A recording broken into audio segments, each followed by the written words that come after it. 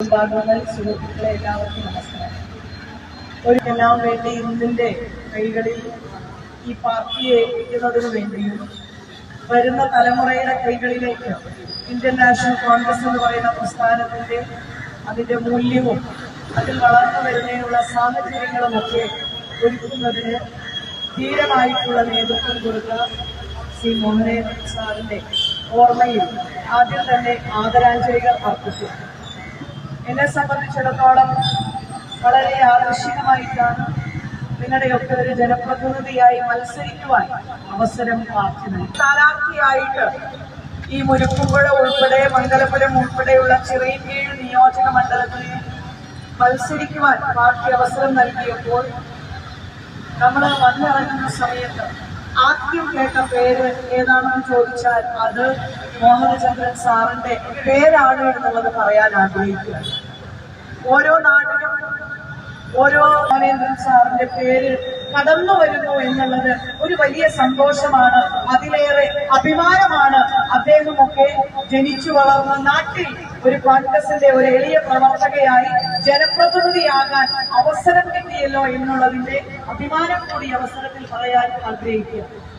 ഒരു കാര്യം പറയാൻ ആഗ്രഹിക്കുക, ഇങ്ങനെ ഒരു റോട്ടിൽ നിന്നുകൊണ്ട് ഒരു അനുസ്മരണ സമ്മേളനത്തിൽ ഒതുങ്ങേണ്ട ആളല്ല മോഹനചന്ദ്രൻ സാർ എന്നുള്ളത് കൂടി പറയാൻ ആഗ്രഹിക്കുക.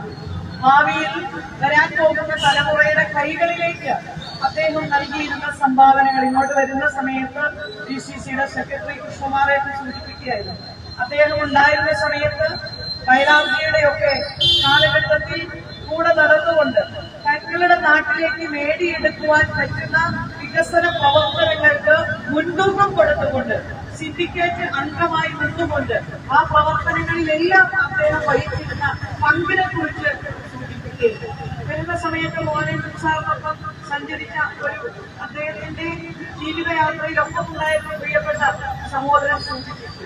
ഇവിടെ സ്പോർട്സ് കൗൺസിലുമായി ബന്ധപ്പെട്ട് നിൽക്കുന്നതിന് ഏകദേശം 50 സെന്റിനടുത്തേക്കുള്ള സ്ഥലം നേടിയെടുത്ത് അവിടെ ഈ ഒരു പ്രദേശങ്ങളിലെ ഇത്തരം വളർന്നു വരുന്ന തലമുറയ്ക്ക് ഉപകാരപ്രദമാകുന്ന രീതിയിലേക്ക് ഒരു ചുവടുവെപ്പ് നടത്തുന്നതിന് വേണ്ടിയിട്ടുള്ള ശ്രമം നടത്തിയ കോൺഗ്രസിന്റെ അനിഷേധ്യനായ നേതാവാണ് മോഹൻചന്ദ്രൻ സാർ എന്ന് പറഞ്ഞത്. അപ്പൊ നമ്മളെ സംബന്ധിച്ചിടത്തോളം അദ്ദേഹത്തിന്റെ പേര് ഇനി ഉള്ള നാളുകളിൽ അദ്ദേഹം വിട്ടുപിരിഞ്ഞ് അതിന്റെ പ്രയാസങ്ങളിൽ അതിന്റെ വിഷമങ്ങളിൽ അദ്ദേഹത്തിനോടൊപ്പം പ്രവർത്തിച്ച സഹപ്രവർത്തകരായിരുന്ന അദ്ദേഹം വിദ്യാർത്ഥികളെ സംഘടിപ്പിക്കുമ്പോഴും വനിതകളെ സംഘടിപ്പിക്കുമ്പോഴും കോൺഗ്രസ് എന്ന് പറയുന്ന പ്രസ്ഥാനത്തിന്റെ പ്രവർത്തനങ്ങൾക്കൊക്കെ നേതൃത്വം